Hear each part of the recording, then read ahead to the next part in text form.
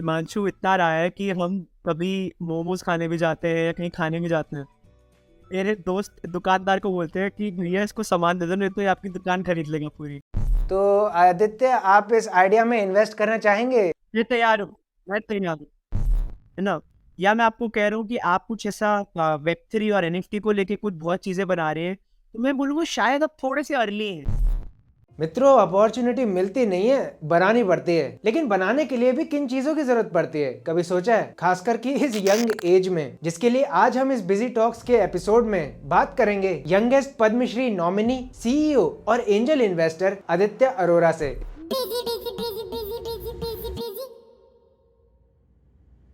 तो आदित्य, वेलकम है आपका बिजी टॉक्स के इस एपिसोड में। Thank you so much Himanshu मुझे बुलाने के लिए, और बिजी टॉक्स के एपिसोड में मैं बहुत एक्साइटेड हूँ अपनी जर्नी शेयर करने के लिए, आपसे बात करने के लिए। सबसे सर, सबसे पहले तो जनता ये जानना चाहती है कि यंगेस्ट सीईओ के पूरे दिन में क्या होता है, दिनचर्या कैसे होती है, सुबह उठने से लेकर रात सोने तक क्या कुछ होता है एक यंगेस्ट सीईओ के दिन में? तो हिमांशु, ऑफ कोर्स सीईओ भी होते तो इंसान ही है, खैर उठते सुबह हैं और रात को सोते हैं। बस यही है कि उस जो बीच का जो टाइम होता है वो is something which I think is defines or differentiates between person who is leading a company than a person who's maybe working along the lines. तो मेरा दिन सुबह स्टार्ट होता है very early in the morning, मतलब 7 बजे के around I wake up. उठ के सुबह सुबह I of course do some meditation, क्योंकि अपनी कंसंट्रेशन को एक जगह पे लेके आना स्टार्ट ऑफ द डे में बहुत ज़रूरी है। उसके अलॉन्ग साइड मैं दिन का डेट एक फ्लो डिसाइड कर लेता हूँ, मतलब मेंटली ही, कि मुझे आज ब्रॉडली क्या क्या काम करने हैं एंड क्या आउटकम्स निकालने हैं मुझे डे से। 2-3 चीज़ें जो मुझे डेफिनेटली करनी है, चाहे कोई पेंडिंग काम है या कोई मीटिंग है या कुछ चीज़ है जो काफ़ी टाइम से मेरे एंड से पेंडिंग चल रही है और मुझे कंप्लीट करनी है, तो वो मैं पहले ही एक मन बना लेता हूँ कि आज डे में मुझे ये आउटकम्स निकालने हैं। उसके बाद मेरा ट्रैवलिंग टाइम काफ़ी होता है from my house to my office, तो वहाँ मेरे को 1.5 घंटा ऑलमोस्ट मिल जाता है बीच में। तो व्हाट आई डू इज़ उस 1.5 घंटे के बीच में I read news and articles, I read startup sector में क्या चल रहा है, तो मैं जो भी मेल्स पे न्यूज़ लेटर्स आते हैं वो रिप्लाई करता हूँ। एंड मैं साथ साथ ट्राई करता हूँ कि ईमेल्स को भी रिप्लाई कर दूँ जो मेरे येस्टरडे के पेंडिंग होते हैं। उससे क्या होता है कि जब मैं ऑफिस जाता हूँ तो फिर मेरे पास मैं क्लैरिटी होती है कि हाँ, मुझे ईमेल्स मेरे सारे डन है, मुझे जो भी करना है, I have to do my pending task और टॉक टू पीपल और डू सम मीटिंग्स। तो इससे फिर जब मैं करता हूँ, अपना दिन पूरा ख़त्म करता हूँ, शाम को आई कम बैक, एंड जब भी मैं वापस अगेन 1.5 घंटा वापस आ रहा होता हूँ, तो मैं कुछ बुक पढ़ लेता हूँ, because that helps me to destress my day. तो जैसे अभी मैं भगवत गीता पढ़ रहा हूँ, तो बहुत एक अच्छी तरीके से मेरी माइंड की कंडीशनिंग हो जाती है कि अब एक रेस्ट फेज में जा रहे हैं, फ्रॉम वर्क फेज धीरे धीरे धीरे धीरे आप रेस्ट फेज में जा रहे हैं। एंड बस फिर घर आके I talk to a few friends, आजकल शार्क टैंक आ रहा है तो वो देख लेता हूँ, एंड बस दिन खत्म हो जाते हैं ऐसे। आदित्य, जैसे कि लोग जानते हैं कि आप बहुत शुरुआती टाइम से ही एंटरप्रेन्योरशिप करना चाहते थे, लेकिन आज भी आप बहुत यंग हैं। लेकिन इस यंग एज में आपने वही फोकस कैसे बनाए रखा? हम देखते हैं कि यार यंग एज में तो फोकस इधर उधर हो जाते हैं, तो यार कैसे बनाया आपने? तो हिमांशु, मेरा पहले से ही इंक्लिनेशन था कि मुझे एंटरप्रेन्योरशिप की तरफ जाना है। तभी मैं rather than going to a conventional college, मैं एक बिजनेस स्कूल गया था जहाँ पे मैंने फाइनेंस एंड इन्वेस्टमेंट की पढ़ाई करी थी। तो मुझे कहीं ना कहीं पहले से ही एक आइडिया ऐसा था कि हाँ, मुझे बिजनेस की लाइन में जाना है, एंड तभी मैंने बिजनेस स्कूल के लिए तैयारी करी even after my class 12th। तो जैसे ही मैं कॉलेज गया, मुझे रियलाइज़ हुआ कि इंडिया में बिजनेस स्कूल्स में बिजनेस पढ़ाया तो जाता है पर करता कोई नहीं है। आप चाहे आईआईएम्स भी जाएंगे या आप कितने बिजनेस स्कूल्स भी जाएंगे, उसमें से हार्डली 2% या 3% एक बैच जो है वो स्टार्टअप करता होगा, राइट, उससे भी कम शायद। तो मैंने कहा कि बिजनेस अगर करना है, एक्चुअल स्टार्टअप करना है आपको, तो खुद से ही जाके एक्सप्लोर करना होगा। एंड तभी मैंने खुद से इंटर्नशिप्स करने स्टार्ट करी, खुद से प्रोजेक्ट्स करने स्टार्ट करी, एंटरप्रेन्योरशिप के बारे में पढ़ना स्टार्ट करा, एंड फिर मेरी जर्नी ऑफ कोर्स जो आज है वो स्टार्ट। आदित्य, एक एंटरप्रेन्योर को लगता है कि वो सीईओ बन जाए, बस बात खत्म, मजा आ जाए।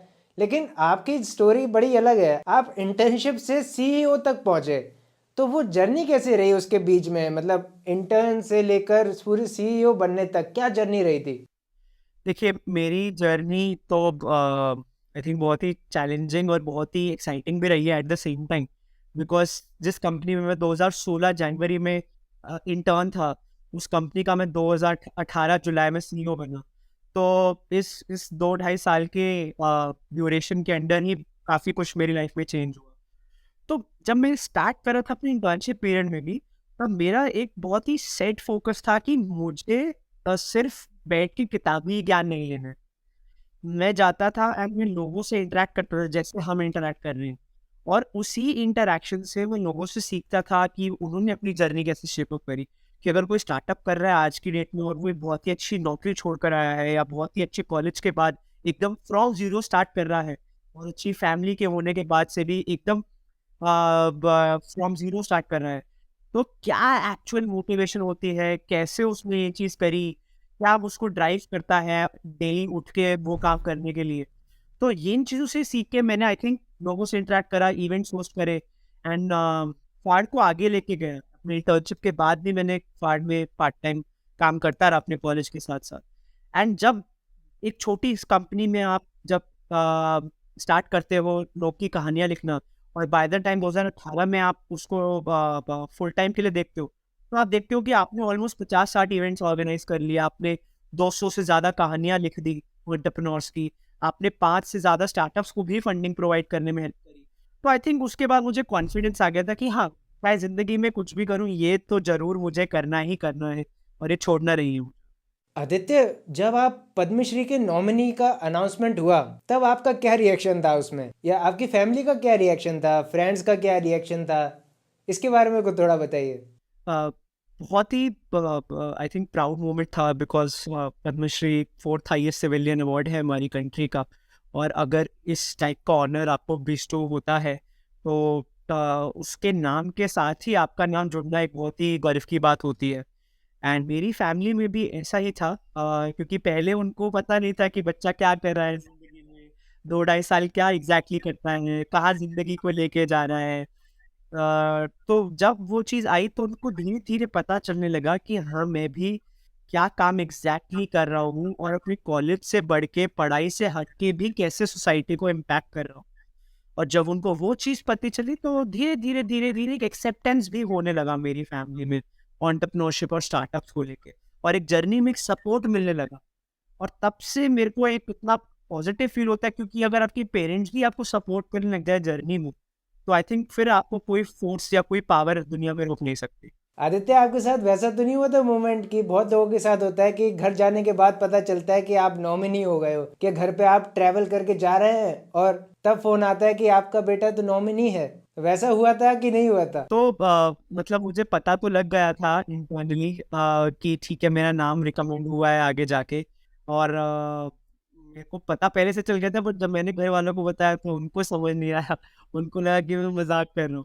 तो बहुत टाइम लगा मुझे एक्चुअल दिखाने में कि हाँ, देखो ये मेरा रिकमेंडेशन लेटर है, ये मेरा नाम है, आप प्लीज देखिए, और ये चीज़ हुई। आदित्य, आप अपने को फाउंडर से कैसे मिले? मतलब आप उसी कंपनी में इंटर्न थे फाड़ नेटवर्क में, तो वहीं से ही मुलाकात हुई कि वो अलग एंटरप्रेन्योर्स थे या अलग को फाउंडर्स थे वो? क्योंकि जहां तक मुझे पता है कि फाड़ नेटवर्क जो है वो को फाउंडर्स मीट भी कराता था, तो उसके जरिए आए थे कि वो ऑलरेडी एक को फाउंडर थे आपकी कंपनी में? तो मेरी जर्नी में मेरे जो बाकी 2 पार्टनर्स हैं, वो लोग पहले से ही थे, बिकॉज़ ऑफ कोर्स वो मेरे से 5-6 साल, 10 साल बड़े हैं। तो वो लोग अपनी जॉब छोड़ के पहले से ही इसको एक आइडिएशन फेज़ में थोड़ा-थोड़ा काम करना स्टार्ट कर दिया था। एंड जैसे ही मैं उनको ऑफ कोर्स इंटर्नशिप के ज़रिए मिला, तब हमने तीनों ने अपनी एक विज़न अलाइन करी, और ऑफ कोर्स फाड़ को इन्वेस्टमेंट की तरफ लेके गए।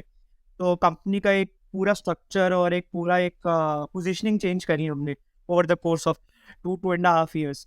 तो हाँ, मतलब को फाउंडर्स मीट कराते थे, उसमें और स्टार्टअप्स को फाउंडर्स कराने में हेल्प करते थे, और इन्हीं मीट के ज़रिए ही मेरे को भी कॉन्फिडेंस आया, क्योंकि मैं ये मीट्स में काफ़ी एक्टिवली पार्टिसिपेट करता था। तो मुझे भी कहीं न कहीं को आइडिया आया कि हाँ, मैं ये चीज़ कर सकता हूँ, एंटरप्रेन्योरशिप और स्टार्टअप्स में जाके काम कर सकता हूँ। आदित्य, अब आप एंजल इन्वेस्टर भी हैं, तो एक इन्वेस्टर के नज़रिए से आप बताइए कि आप एक स्टार्टअप में ऐसा क्या देखते हैं कि आपको पहले ही अंदाज़ा हो जाता है कि मैं इसमें इन्वेस्ट करूंगा ही करूंगा चाहे कुछ भी हो जाए, वो एक चीज़ कौन सी है? या बहुत से फाउंडर्स होते हैं कि वो इन्वेस्टर्स के साथ आइडिया शेयर करने से घबराते हैं कि भैया मेरा आइडिया तो लीक हो जाएगा, ऐसे ऐसे कैसे चलेगा? तो उसके ऊपर क्या व्यूज़ हैं आपके? मतलब इन्वेस्टर्स या को फाउंडर्स मीट भी जब होती है तब लोग आइडियाज़ को शेयर करते हैं, उनको ऐसा लगता है कि यार ये अब ये चोरी हो जाएगा, ये एक मिथ है ये। तो इसके बारे में क्या कहना है कुछ? देखिए ये बहुत लोग को ये चीज़ लगती है कि अगर आप अपना आइडिया बाहर शेयर करेंगे तो कॉपी हो जाएगा। बट अब आप ये देखिए कि जैसे शार्क टैंक एक एपिसोड है और रोज़ 10 बजे आता है। वहाँ पे दुनिया अपनी आइडिया शेयर कर रही है सबके साथ, राइट? पूरे करोड़ों लोग देख रहे हैं उस शो को और समझ रहे हैं कि आइडिया क्या होता है। तो ऐसा तो नहीं कि वो लोग नहीं शेयर कर रहे कि ठीक है कि कॉपी हो जाएगा या कल को कुछ हो जाएगा। जब आप एक इन्वेस्टर के पास जाते हैं फंडिंग मांगने या आप किसी से फीडबैक चाहते हैं कि मेरे स्टार्टअप एग्जैक्टली क्या करता है, या आप किसी को पार्टनरशिप के लिए एक अप्रोच करते हैं, तो आपको अपना आइडिया तो बताना ही पड़ेगा। और एक चीज़ ये है कि आइडिया चोरी हो जाए उससे तो कुछ मैटर नहीं करता। आइडिया एनीवेज यूनिक नहीं होता है, किसी का भी यूनिक नहीं होता। चाहे आप ऊबर देखिए, चाहे आप पेटीएम देखिए, चाहे आप ओला देखिए, चाहे आप नेटफ्लिक्स देखिए, ये इनके पहले ही कंपटीशन थे जब ये लोग मार्केट में आए। बट इन्होंने कुछ इनोवेशन ऐसी करी, कुछ एग्जीक्यूशन में ऐसा चेंज लाया जिससे ऑफ कोर्स इनको एक एडेड एडवांटेज मिला from there other competing players. इसीलिए आप आइडिया को चोरी हो जाए या कोई और ले जाएगा उस पर बिल्कुल फोकस मत करिए। आप ये फोकस करिए कि इस आइडिया को मैं एग्जीक्यूट दूसरों से बेटर कैसे कर सकता हूँ। अगर आप एग्जीक्यूट किसी से बेटर कर सकते हैं तो आप हमेशा आप स्टार्टअप एक अच्छा बड़ा बना पाएंगे, क्योंकि आइडिया से तो आप कुछ नहीं कर पाएंगे बस। तो इन्वेस्टर्स क्या देखते हैं कि ये चीज़ उसमें होनी चाहिए, इसके बिना मैं इन्वेस्ट नहीं करूंगा उस स्टार्टअप में? देखिए बहुत ही अर्ली स्टेज स्टार्टअप है जिसमें आपके पास कुछ हिस्ट्री ही नहीं है स्टार्टअप की, आप कैसे पढ़ेंगे उसके बारे में? तो वहाँ पे आप ऑफ कोर्स आप ऑब्वियसली बेट लेते हैं फाउंडर्स पे, जहाँ आप कहते हैं कि यार स्टार्टअप तो एक जरिया है, बट जो फाउंडर उस पर काम कर रहा है वो एक टैंजिबल चीज़ है जो मेरे सामने है। अगर कल को वो आइडिया चेंज करके कल को सब्जी बेच रहा है या कल को लेट्स से पेटीएम से के थ्रू एक्सेप्ट पेमेंट्स एक्सेप्ट कर रहा है, तो मैं उसको फिर भी बैक करूँगा। फाउंडर अच्छा होना चाहिए, क्योंकि वो उसमें भी सक्सेस बना लेगा। तो फाउंडर हमारे सबसे स्ट्रॉन्ग पॉइंट है। सेकंड चीज़ जो हम देखते हैं वो है कि टाइमिंग क्या है आइडिया की। आज आप अगर कह रहे हैं कि मैं एक अमेज़न जैसा प्लेटफ़ॉर्म बनाना चाहता हूँ, जहाँ पे अमेज़न को 10 से ज़्यादा साल हो गए हैं इंडियन मार्केट में, तो मैं शायद कहूँगा कि शायद आप थोड़ा लेट हो गए हैं, है ना? या मैं आपको कह रहा हूँ कि आप कुछ ऐसा वेब 3 और एनएफटी को लेके कुछ बहुत चीज़ें बना रहे हैं, तो मैं बोलूँगा शायद आप थोड़े से अर्ली हैं, क्योंकि अभी तो मार्केट खुद समझ रही है वेब 3 एनएफटी क्रिप्टो। तो इसीलिए वो टाइमिंग राइट होना बहुत इंपॉर्टेंट है कि ना बहुत ज़्यादा टाइम से जल्दी आ जाए, ना बहुत ज़्यादा टाइम से लेट आ जाए। वो एक ऐसा कोऑर्डिनेशन बैठे कि वो एक exact right time at the right place वो आइडिया हो। तो टाइमिंग बहुत ज़्यादा इंपॉर्टेंट है और हमारे लिए फाउंडर बहुत ज़्यादा इंपॉर्टेंट है। अगर वो अपॉर्चुनिटी बहुत बड़ी दिखती है तो हर कोई पैसा डालेगा, बट अगर वो मार्केट ही नहीं दिखती, वो अपॉर्चुनिटी ही नहीं दिखती, उस फाउंडर की कन्विक्शन ही नहीं दिखती उस मार्केट में, तो आप जितना भी पैसा डाल दो वो आपको रिटर्न कभी भी नहीं दिला पाएगा इन्वेस्टमेंट। तो आप आदित्य, आप एआई का यूज़ कर रहे हैं अपने स्टार्टअप या फार्ड नेटवर्क के अंदर? अभी हम एआई का यूज़ कैसे कर रहे हैं, हम वो छोटा यूज़ कर रहे हैं ये का, जिसमें हम चैटबॉट्स का यूज़ कर रहे हैं अपने इन्वेस्टर्स को सारी डील्स और जो जो अपॉर्चुनिटीज़ आ रही हैं सब एक साथ भेजने के लिए। तो हम वहाँ पे थोड़ा बहुत छोटा एआई का यूज़ कर रहे हैं, बट उसके बियॉन्ड हमने काफ़ी कुछ सोचा है जिसमें हम एआई के अराउंड स्टार्टअप्स को इवैल्यूएट करना, एआई के अराउंड कैसे आप इन्वेस्टर्स को और बेटर एक इवैल्यूएशन दे सको एक मार्केट की। हम ऐसा कुछ सोच रहे हैं, बट आई थिंक टाइम के साथ साथ ही हम सीखेंगे एंड कुछ बनाएंगे। आदित्य, अगर मैं आपको चॉइस दूं कि आपके पास दो पिल्स हैं, एक रेड पिल है और एक ब्लू पिल है, तो आप कौन सी लेना पसंद करेंगे? क्योंकि जो रेड वाली होगी वो आपको समय में पीछे ले जाएगी और जो वो ब्लू वाली है वो आपको आगे ले जाएगी। तो आप कौन सी चूज़ करेंगे? हाँ, देखिए मैं इन्वेस्टर हूँ, मैं हमेशा फ्यूचर में जीता हूँ, क्योंकि अगर फ्यूचर अच्छा नहीं होगा तो ना मेरे स्टार्टअप के इन्वेस्टमेंट के रिटर्न आ पाएंगे, ना कंपनी बड़ी बन पाएगी। तो मैं तो 3 साल फ्यूचर में जाना चाहता हूँ। 3 साल फ्यूचर में? 3 साल क्यों? 3 साल क्यों कहा मैंने आपको? क्योंकि कोई भी स्टार्टअप में आज आप इन्वेस्ट करते हो तो आप 3 से 5 साल के लिए करते हो, क्योंकि कोई भी कंपनी अगर शेप अप होती है उसको एटलीस्ट बड़ा बनने के लिए 3 से 5 साल चाहिए। तो इसीलिए 3 साल का महत्व बहुत इंपॉर्टेंट है आपकी इन्वेस्टमेंट्स में, जब आप स्टार्टअप इन्वेस्ट करना स्टार्ट करते लेकिन आदित्य, आपके पास तो पीछे जाने का भी मौका था, अपनी गलतियां सुधार सकते थे आप, तो आपने वो क्यों नहीं ली? हैं। देखिए, गलती से सीख सीख कर ही तो यहाँ पर पहुंचे हैं। अगर पास में जाके गलतियां ठीक करने लगेंगे तो पूरी जर्नी ही चेंज हो जाएगी ना। और हर गलती की एक अपनी एक बहुत अफेक्शन है कि ये गलती करी तो कभी कभी दिल से खुशी भी होती है कि ये गलती करके मेरे को ये सीखने को मिला। तो इसलिए अब मैं गलतियां ठीक नहीं करना चाहता, बस आगे जाके फ्यूचर को चेंज करना चाहता हूँ, इस कंट्री को बेटर बनाना चाहता हूँ। आदित्य, वो पद्मश्री के नॉमिनेशन की वजह क्या थी? वो किस लिए आपको नॉमिनेट किया गया था? देखिए, मेरे लिए एजुकेशन सेक्टर बहुत क्लोज रहा है। मतलब जब मैं अपने कॉलेज में भी था तो मैं अपने कॉलेज और घर से ज़्यादा गांव बस्तियों में और दिल्ली के स्लम एरियाज में रहता था। बच्चों को पढ़ाता था in what ever ways I can. तो मैं उनको बुकिश नॉलेज नहीं प्रोवाइड करता था, मैं उनको जो एक्चुअल उनका मेंटल कैपेबिलिटी है, चाहे वो क्लास सेकंड का बच्चा है या फोर्थ का बच्चा है या सिक्स का बच्चा, बट जो उसकी मेंटल कैपेबिलिटी है उसके हिसाब से मैं करिकुलम डिज़ाइन करके पढ़ाता था। तो कभी कभार मैं क्लास सेकंड के बच्चे को क्लास 10th का भी पढ़ाता था, अगर उसकी मेंटल एबिलिटी वैसी है। तो उस एजुकेशन कैंपेन प्लस जो मेरा काम रहा है दिल्ली गवर्नमेंट के साथ, जहाँ पे एंटरप्रेन्योरशिप माइंडसेट करिकुलम अब एक स्कीम है जहाँ पे हर 9वीं क्लास से 12वीं क्लास से हर बच्चा डेली एंटरप्रेन्योरशिप के बारे में सीखता है। वो स्कीम को इम्प्लीमेंट करने में भी मेरा बहुत बड़ा हाथ रहा है। मैं आज तक सपोर्ट करता हूँ उस स्कीम को, कंटेंट बनाता हूँ बच्चों के लिए ताकि वो एंटरप्रेन्योरशिप को और अच्छे तरीके से जान पाए। तो बस उन सभी कामों के लिए एजुकेशन में मेरे को अप्रिसिएशन मिला है, स्टार्टअप्स को नए नए इनिशिएटिव्स प्रोवाइड करने का इस कंट्री, इस देश में। आदित्य, आपको कभी ख्याल आया कि आप एजुकेशन प्रोवाइड कर रहे हैं तो एंटरप्रेन्योरशिप की एजुकेशन के ऊपर एक प्लेटफॉर्म खोल लिया जाए? जैसे फिज़िक्स वाला, फिज़िक्स से उन्होंने शुरुआत करी, या बायजूस, या ऐसा कोई एडटेक स्टार्टअप एंटरप्रेन्योरशिप के ऊपर? बहुत बार आया और ऐसा लगा कि क्यों मैं ऐसा एक रिसोर्स या कुछ ऐसा वीडियोस बना के क्यों ना एक जगह रखूं। देखिए, एक प्लेटफॉर्म तो उस टाइम पे मेरे को बहुत सीरियस लाइफ में चल रही थी तो मैं शायद बना नहीं पाया। बट आज की डेट में मैं सोशल मीडिया पे, अगर आप ऑफ कोर्स देखेंगे, मैं हर सोशल मीडिया पे, चाहे लिंक्डइन हो, चाहे इंस्टाग्राम हो, चाहे ट्विटर हो, हर जगह पे मैं एंटरप्रेन्योरशिप के बारे में पोस्ट करता रहता हूँ रेगुलरली। तो ये चीज़ मैंने प्रण लिया है कि मैं एंटरप्रेन्योरशिप को किसी तरीके से सिखाऊं, किसी तरीके तक लोगों तक लेके जाऊँ। जैसे आप पे अगर इंस्टाग्राम देखेंगे, वहाँ पे मैं हर हफ्ते 2 वीडियोस एटलीस्ट बना के डाल रहा हूँ। इसमें बता रहा हूँ कि सीड फंडिंग के लिए कैसे स्टार्ट गवर्नमेंट में अप्लाई करें, या मैं सिखा रहा हूँ कि स्टार्टअप फाउंडर्स में बेसिक टर्म्स क्या होती हैं जब आप इन्वेस्टमेंट रेज करना चाहते हैं।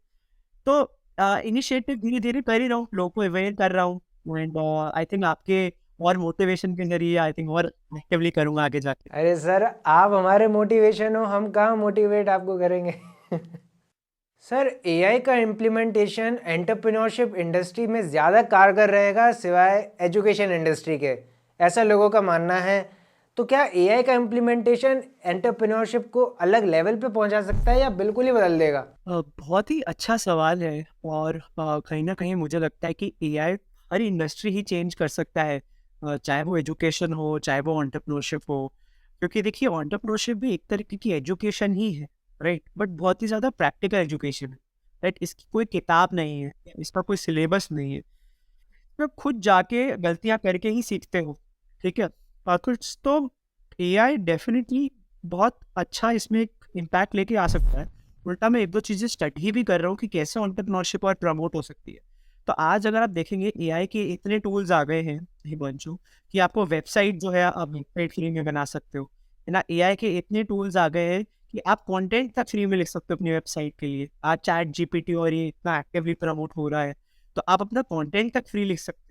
एआई के टूल्स आ गए जिससे आप अपने मार्केटिंग का प्लान लिख सकते हो। एआई के टूल्स आ गए जिससे आप अपनी मार्केट, जिस मार्केट में आप है उसका एक एनालिसिस कर सकते हो, राइट, और क्वेश्चंस पूछ सकते हो। It's very interactive. ऐसा नहीं कि आपको सिर्फ एक 30 पेज का डॉक्यूमेंट मिल जाएगा जिसको आपको पढ़ना है। आप बहुत ही प्रैक्टिकल और रियल टाइम में सवाल पूछ सकते हो एआई को। तो ऑलरेडी ये धीरे धीरे तो चेंज कर ही रहा है देश को, बट आई थिंक और डीपर पेनिट्रेशन अगर इंडिया में मिले और लोगों को एआई यूज करना भी थोड़ा बेटर आए, इसकी एक फॉर्मल ट्रेनिंग अगर करवाई जाए, ये बहुत बड़ा गेम चेंजर हो सकता है इस देश के लिए और एंटरप्रेन्योरशिप को और अच्छे से प्रमोट कर सकता क्योंकि हाल ही में हमने भी पूरा एआई का वीडियो बनाया था और वो हमने पूरा ही एआई से बनाया था, जहाँ पर उसका कंटेंट भी एआई ने लिखा, उसका वॉइस ओवर भी एआई ने किया और जो मार्केटिंग का डिस्क्रिप्शन भी होता है वो भी हमने एआई से लिखवाया। तो पूरा ऑलरेडी वो एआई कंटेंट था और एंटरप्रेन्योर की एक नई सोच हमें उस कंटेंट क्रिएशन में देखने को मिलती है जो एआई करके दे रहा है। आदित्य, एक और बड़ा वैलिड सवाल ये है कि आप अपने कॉम्पिटिशन्स को कैसे मैनेज करते हैं? कॉम्पिटिटर को मैनेज करना, उससे मतलब आगे रहना कैसे हर वक्त आपको इंस्पायर करता है, या क्या स्ट्रेटजी आप लगाते हैं अपने कॉम्पिटिटर्स के लिए? देखिए हमारा थोड़ा सा ये है कि इन्वेस्टमेंट में आप कंपटीशन होना बहुत अच्छी बात है, क्योंकि आप अगर नेट से फंडिंग रेस कर रहे हो तो आप सिर्फ और सिर्फ एक पर्सन से तो रेस करोगे नहीं, आपको मल्टीपल लोग चाहिए होंगे, है ना। जैसे फॉर एग्जाम्पल आप शार्क टैंक में जाते हैं तो लोग प्रेफर करते हैं कि सारे शार्क्स एक साथ आ जाएं, क्योंकि हर इन्वेस्टर या हर एक पर्सन का एक अपना नज़रिया होता है, एक अपना पर्सपेक्टिव होता है और वो एक तरीके से वैल्यू ऐड कर सकता है एक स्टार्टअप को जो कि दूसरा नहीं कर सकता, है ना। तो मैं अगर फॉर एग्जांपल फंडिंग में हेल्प कर सकता हूँ तो लेट से अगर मैं किसी ब्रांडिंग वाले को लिए हूँ तो वो एक अच्छा कॉम्बिनेशन बन सकता है। तो इसीलिए हम कभी भी अपने कॉम्पिटिशन को वैसे नहीं कहते कि it's a competition, we always use the word collaboration. और हम कहीं ना कहीं अप्रोच ये रखते हैं कि पैसा तो हर कोई दे देगा आपको, ठीक है, बैंक तक पैसा आपको दे देगा, बट आपको एक विजन रखनी बहुत इंपॉर्टेंट है कि आप उस स्टार्टअप को कैसे सपोर्ट करोगे, उस एंटरप्रेन्योर को कैसे सपोर्ट करोगे बियॉन्ड पैसा। क्योंकि अगर आप पैसा देके एक एंटरप्रेन्योर को दे दोगे तो शायद वो कंफ्यूज हो सकता है कि उससे करना क्या है। तो आपकी विजन और आपकी एग्जीक्यूशन और जिस तरीके से आपको और फाउंडर के बीच में सिनर्जी है वो होना बहुत इंपॉर्टेंट है। जैसे बोलते हैं शादी में दो पार्टनर्स का होना बहुत इंपॉर्टेंट है, इसलिए स्टार्टअप में भी दो पार्टनर्स का होना शादी से भी ज़्यादा इंपॉर्टेंट है। शादी में आप फिर भी डाइवोर्स ले लोगे बट स्टार्टअप आप बंद नहीं कर सकते, है ना।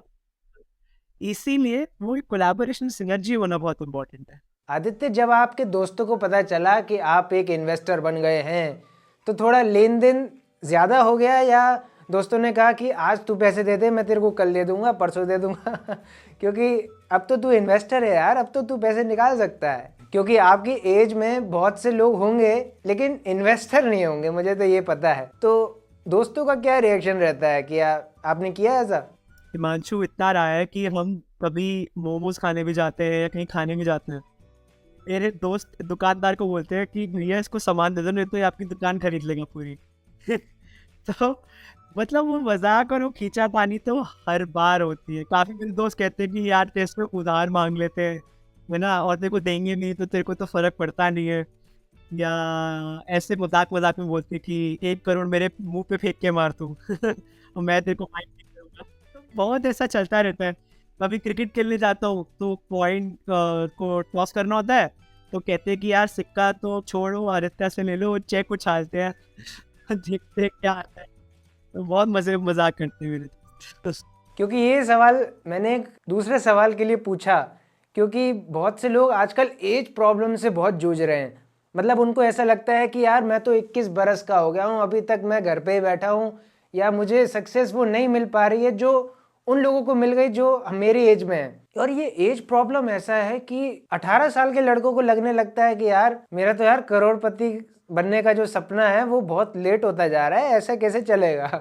क्योंकि जब फिर उन्हें सक्सेस नहीं मिलती, फिर आगे जाके वो अलग अलग प्रॉब्लम्स का शिकार बनते हैं, डिप्रेशन और बहुत सी अलग अलग प्रॉब्लम्स का। देखिए आपको एक चीज़ बताता हूँ, जिस एज में हम हैं 25 26 27 28 20s आप मान लो, 20s की जो एज है ना उसमें जितना आप एक्सपेरिमेंट करते हैं एक्सप्लोर करते हैं वो बहुत ज़्यादा मैटर करता है। क्योंकि जैसे ही आप लेट से 29 30s की तरफ आप जाने लगते हैं, जब भी आपकी उम्र के आगे तीन तीन नंबर जुड़ जाता है तो उसमें कहीं ना कहीं फिर आप family responsibility, stability, security in शब्द का ज़्यादा प्रयोग करते हैं रैदर देन एक्सप्लोरेशन और हसलिंग। या क्योंकि आपका एक जैसे एज चेंज हो रहा है आपकी फैमिली रिस्पॉन्सिबिलिटीज़ भी धीरे धीरे बढ़ती जा रही हैं, राइट। एंड वहाँ पर फिर आप अगर कुछ चीज़ चेंज करते हो एकदम से तो उसका इम्पैक्ट बहुत लॉन्ग टर्म हो सकता है और बहुत ही डीप हो सकता है। तो इसीलिए मैं कहता हूँ कि जिस एज में हम हैं उसमें आप ट्राई बहुत कुछ करो, आपको सक्सेस एकदम से नहीं मिलता। अब जैसे आज मुझे बहुत लोग मिलते हैं जो कहते हैं कि सर आपको तो बहुत जल्दी एज में सक्सेस मिल गया, बट आपने तो कुछ स्ट्रगल नहीं देखी होगी। बट कहीं ना कहीं आप ये देखिए, मैं आज 25 साल का हूँ, मैंने जब फार्म इंटर्नशिप भी स्टार्ट करी थी मैं तब 18 साल का था, और मेरे को भी 7 साल हो गए हैं यहाँ पर आते आते। तब मैंने कहीं और बीच में कहीं और जगह काम भी नहीं करा है। This is the only company that I work with through out my life. तो 7 साल की जर्नी भी छोटी नहीं होती है, राइट? इसमें भी बहुत स्ट्रगल देखी है, बहुत बहुत फेलियर्स देखे हैं। तो कुछ भी नहीं होता है ओवरनाइट सक्सेस। एकदम से आप कोई चीज़ ट्राई करोगे और उसमें आपको सक्सेस नहीं मिले, तो इसका मतलब ये नहीं है कि वो चीज़ फेलियर है। इसका मतलब शायद ये भी हो सकता है कि वो सक्सेस डिलेड है। आप कुछ चीज़ है जो शायद गलत कर रही हैं, या कुछ चीज़ है जो आपके फेवर में भी नहीं जा रही हैं, राइट? धीरे धीरे आप जैसे और टाइम स्पेंड करोगे और जानोगे, शायद आपको सक्सेस मिलने के बेटर चांसेस हैं। तो अपने आप को बैक करते रहिए, ठीक है? बहुत ज़्यादा कन्फ्यूज़्ड भटके हुए मत रहिए कि आप मतलब 8-9 जगह जा रहे हैं और आप समझ नहीं आ रहे क्योंकि आपको किसी में भी सक्सेस नहीं मिल रहा। पेशेंट रहिए, पेशेंस के साथ-साथ आपको सक्सेस मिलने की भी बेटर अपॉर्च्युनिटी और बेटर प्रोबेबिलिटी। तो आदित्य, आप क्या प्रेफर करेंगे, एक बूटस्ट्रैप स्टार्टअप या एक फंडेड स्टार्टअप? देखिए, अगर बूटस्ट्रैप होगा तो मैं पैसे कैसे कमाऊँगा? बट व्हाट मतलब देखिए, इस देश में ना हिमांशु हर तरीके के स्टार्टअप हैं। तो मतलब ज़ेरोधा है, ज़ोहो है, जो बूटस्ट्रैप कंपनीज़ है जिन्होंने एक पैसा नहीं उठाया है एंजल इन्वेस्टर का, और आज की डेट में 1 बिलियन से ज़्यादा उनकी वैल्यूएशन है, 7500 करोड़ से ज़्यादा उनकी मार्केट वैल्यूएशन है। और ऐसी कंपनीज भी हैं जो पैसा उठाई जा रही हैं और जाके यूनिकॉर्न बनी है। तो ऐसा कोई सक्सेस का एक फॉर्मूला तो है नहीं, क्योंकि हर फॉर्मूले में आपके पास एक सक्सेसफुल एग्जांपल्स है। तो मैं तो ये कहता हूँ, जितना आपका बूटस्ट्रैप हो सकता है आप करिए। ऐसा नहीं है कि आपको फंडिंग डे ज़ीरो से ही मिल जाएगी, आपको डे ज़ीरो से ही ज़रूरत है। खुद को प्रूफ करिए, बिकॉज़ जितना बूटस्ट्रैप से खुद को प्रूफ करेंगे, इन्वेस्टर को भी आप में उतना कॉन्फिडेंस आएगा जब को आप कल फंड्स उठाने जाओगे, राइट? एंड फंड्स फंड्स भी फ्री में तो होते नहीं है, आपको कंपनी का एक पोर्शन देना पड़ता है। तो जितना आप डिले कर सकते हैं उस प्रोसेस को, उतना अच्छा है। बट इतना भी डिले मत करिए कि आपकी ग्रोथ रुक जाए एकदम से, और उसके बाद आप कहें कि मैं ग्रो ही नहीं कर पा रहा हूँ, कि मैं अपना इन्वेंटरी नहीं बढ़ा पा रहा, या मैं लोग नहीं हायर कर पा रहा, या मैं टेक नहीं बना पा रहा। वहाँ पे फिर शायद आपको फंडिंग रेज करने की भी ज़रूरत है। तो वो डिसीजन लेट ना करिए, क्योंकि startup is all about growth. जहाँ आपकी ग्रोथ रुक गई, वहाँ पे फिर थोड़ा दिक्कत हो जाती है। आदित्य, आपके साथ मैं एक आइडिया शेयर करना चाहता हूँ, क्योंकि मुझे ऐसा लगता है कि आप इस आइडिया को समझ सकते हैं, क्योंकि आप भी इसी फील्ड के अंदर हैं। तो मैं आइडिया आपके साथ शेयर ये करूँगा जो मुझे 2 दिन पहले आया सपने में। तो वो आइडिया ये था कि हम एआई का इस्तेमाल कर रहे हैं एक एंटरप्रेन्योरशिप गेम बनाने के लिए। उस गेम के अंदर जो एंटरप्रेन्योर्स हैं, फाउंडर्स हैं, वो रियल लाइफ प्रॉब्लम्स जो एआई क्रिएट करके देता है, जो रियल वर्ल्ड सिनेरियोज इंटरनेट के ऊपर हैं, उनसे वो सिनेरियोज को अगर एक फाउंडर करता है गेम के अंदर, तो उसको इंस्पिरेशन मिलती है वही सिनेरियोज को अपने रियल वर्ल्ड में इंप्लीमेंट करने की। अपने रियल वर्ल्ड में वो इंप्लीमेंट कर सकता है उन सिनेरियोज को और आगे बढ़ सकता है। क्योंकि इसमें एआई का इंटीग्रेशन हो गया, तो ये आइडिया बहुत प्रैक्टिकल मुझे लगा, इसलिए मैंने अपने बोर्ड पे अभी लिख दिया है इसको। क्या इस पे मुझे काम करना चाहिए कि यार अभी इसमें थोड़ा वक्त है, रुक जाओ? क्योंकि ये आइडिया मुझे थोड़ा इंस्पायरिंग लगा एक एंटरप्रेन्योरशिप गेम का, इसलिए मैंने अभी तक इसको लिखा हुआ है। तो क्या लगता है आपको? ये बहुत अच्छा आइडिया है। मतलब देखिए, जो इसको हम ना स्टार्टअप टर्म में बोलते हैं गेमिफिकेशन। इसमें आप क्या कहते हैं कि मैं गेम फॉर्मेट में लोगों को एक्चुअल लर्निंग जो है इम्प्लीमेंट कर रहा हूँ या बूस्ट कर रहा हूँ। जैसे आज की डेट में अगर आप एक स्मार्ट वॉच पहनते हैं, तो वो एक गेमिफिकेशन है कि डेली आप इतनी कैलोरीज बर्न कर रहे हैं, डेली आप इतने स्टेप्स चल रहे हैं, है ना? उससे आपको एक रिवॉर्ड शायद कुछ ना मिले, बट आपको एक वो जो थिंकिंग है ना कि आप प्रोग्रेस कर रहे हो डेली, या आप गोल्स अचीव कर रहे हो, उससे आप कहीं ना कहीं हेल्थ की तरफ और एक बेटर फॉर्मेट में जा पा रहे हो। तो जो आपका आइडिया है वो भी इसी तरीके से प्रमोट कर रहा है कि रियल लाइफ में जो आपके चैलेंजेस हैं वो आपको गेम फॉर्मेट से धीरे धीरे मिलते रहेंगे, और आपको एआई हिंट्स देता रहेगा, और जैसे जैसे आप प्रूव उसको कर रहे हैं गेम में, रियल लाइफ में भी आपका स्टार्टअप उतना आगे बढ़ता रहेगा। तो जो ये ऑफलाइन और ऑनलाइन वर्ल्ड का कोलैबोरेशन है, ये बहुत ही एक अच्छा आइडिया है, और आपको उसको जरूर फॉलो करना चाहिए। और अगर अच्छा लगा तो मैं उसको शायद फंडिंग। तो आदित्य, आप इस आइडिया में इन्वेस्ट करना चाहेंगे? ये तैयार हूँ, मैं तैयार हूँ। उस- मैं आता हूँ कल ऑफिस में, हम सारा पेपर वर्क कर लेंगे, कोई दिक्कत नहीं। तो आदित्य, आखिरी सवाल, जो एंटरप्रेन्योर्स अभी यंग एंटरप्रेन्योर्स आ रहे हैं, उनका ऐसा क्या मिथ है जो आप बर्स्ट करना चाहेंगे कि भैया इस गलत फहमी में मत रहना तुम, तो वो क्या मिथ है? मैं तो देखो ये कहना चाहूँगा कि स्टार्टअप जो है वो एक लाइफस्टाइल है, एक कॉन्सेप्ट नहीं है कि मतलब आपने बस स्टार्टअप खोल लिया और मतलब आप सक्सेसफुल हो गए। एंटरप्रेन्योरशिप में जितना ग्लैमर और चार्म आपको दिखता है, उससे ही ज़्यादा टफ और टायरिंग जर्नी है। अपने आप को हमेशा बैक करते रहो, कभी भी इम्पेशेंट मत हो सक्सेस के लिए, और कभी भी अपने आप को एज की तरफ से मत देखो कि मैं 24 साल का हूँ या 22 साल का हूँ, मेरे लिए मैं क्यों बिजनेस करूँ, तो बड़ी उम्र में करूँ। कि एक बारी उम्र चली गई, एक बारी आपका वो एंथुसियाज्म डाई डाउन हो गया, तो ज़िंदगी में कुछ भी हो जाए, आप कभी भी अपने स्टार्टअप स्टार्ट नहीं करोगे। तो दोस्त, आज कल को आज बनाओ, आज को अभी बनाओ और स्टार्ट हो जाओ बस, मतलब फाड़ दो जाके। तो आदित्य, आपको पता नहीं होगा कि आपके नाम के हिसाब से ही आप वो अपना काम कर रहे हैं, क्योंकि आदित्य का मतलब संस्कृत में होता है अदिति। अदिति का मतलब वो सन की बिलोंगिंग। सन हमें देता है प्रकाश, जो आप अपनी एजुकेशन से एंटरप्रेन्योर्स को दे रहे हैं, तो आप एक सन जैसा ही माहौल तैयार करके दे रहे हैं। तो जो आपका नाम है वही आप काम कर रहे हैं। आपका बहुत बहुत शुक्रिया आदित्य, हमारे साथ जुड़ने के लिए इस बिजी टॉक्स के एपिसोड में। धन्यवाद हिमांशु, बहुत अच्छा लगा आपसे बात करके। और ऐसी ही अमेजिंग बिजी बातें आपको पता चलती रहेंगी इन्वेस्टर्स के साथ, बिजनेसमैन के साथ, एंटरप्रेन्योर्स के साथ, स्टार्टअप फाउंडर्स, इवन क्रिएटर्स भी। तो क्या आप बिजी हो या नहीं हो, सब्सक्राइब का बटन दबा के पता चल जाएगा। हम मिलते हैं अपने अगले एपिसोड में, तब तक के लिए बी बिजी।